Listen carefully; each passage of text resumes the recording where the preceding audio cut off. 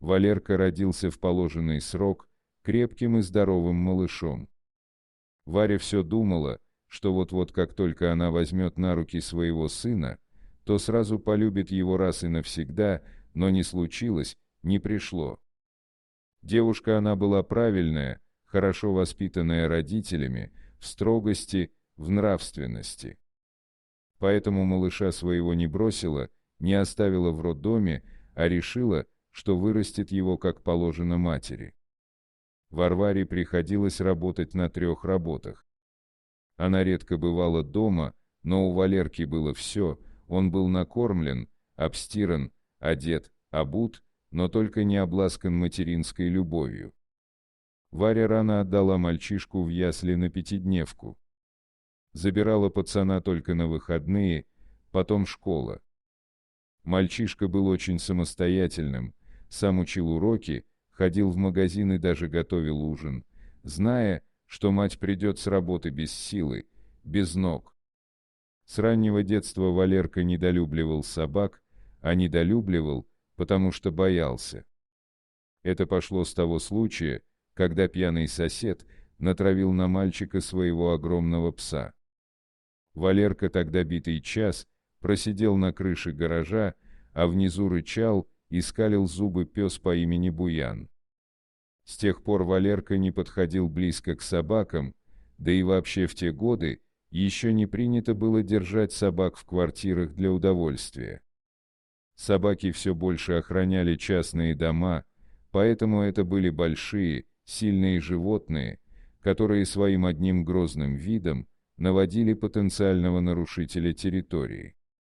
Этим вечером мать объявила сыну, что ему придется год пожить в небольшом поселке у ее родной сестры, Валеркиной тетки. Варя решила на год поехать поработать вахтовым методом, надо денег на кооператив заработать, оправдывалась мать, а то, что это мы с тобой все по чужим углам ютимся, пора своим домом обзавестись. Валера не по годам взрослый, все понимал и поддерживал мать во всем. Надо, значит надо. Тем более, что тетушку он свою любил и она его тоже, поскольку своих детей у нее не было. Она частенько отчитывала младшую сестру за чрезмерную строгость и холодность в отношениях с сыном. Причин такого поведения она не знала, ей было неизвестно, что произошло с Варей 8 лет назад. Так Валерка оказался в небольшом поселке городского типа, с привычным для тех названием «Пролетарий». В поселке было небольшое предприятие, гончарное производство по выпуску глиняной посуды, а его тетушка работала там художником, расписывала посуду. Самая большая проблема была для Валерки, когда он должен был за какой-либо надобность идти к тете Свете на работу. Чаще всего он приносил ей обед или бутерброды к чаю. Проходную там охранял огромный пес, которого звали Мухтар. Угрюмо он смотрел на Валеру, который, вжимаясь в стену, пытался проскользнуть мимо него. Однажды он целый час не решался пройти к тетушке Свете, потому что на дороге лежал Мухтар. Он только что получил от сторожа вкусную сахарную косточку, и любое посягательство на свою добычу он пресекал злобным рычанием. После чего Валерка застывал на месте как вкопанный, только после того, как Мухтар закончил грызть кость, он лениво встал и удалился, освободив мальчишке дорогу. Тетя спросила его тогда, где он так задержался, но Валерке было стыдно признаться, как он боится пса, который живет на проходной завода. Часто, чтобы пройти мимо злобного пса, Валерке приходилось отдавать ему часть бутербродов, предназначенных на обед тете Свете. Пока Мухтар ел бутерброды, парнишка, коря себя за трусость, медленно бочком обходил его и быстрым шагом мчался в цех, где трудилась его волшебница-тетушка. Он часами мог смотреть, не отрываясь от ее работы.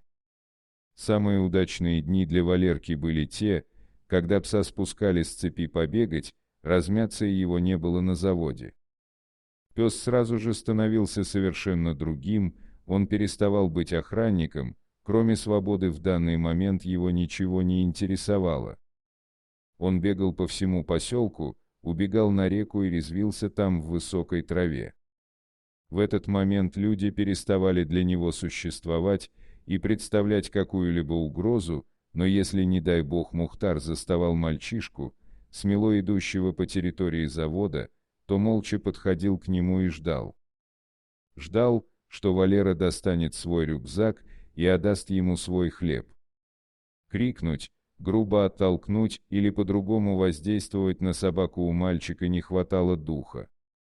Всякий раз, встречая взгляд внимательных собачьих глаз, душа его уходила в пятки, а голова само собой сжималась в плечи. Так прошел тот самый год. Наступила глубокая осень, на реке начинал становиться лед, но пока еще не был крепок и только у берегов. В этот день за Валерой приехала мать. Сестры давно не виделись, и Варя решила пару дней погостить у родни.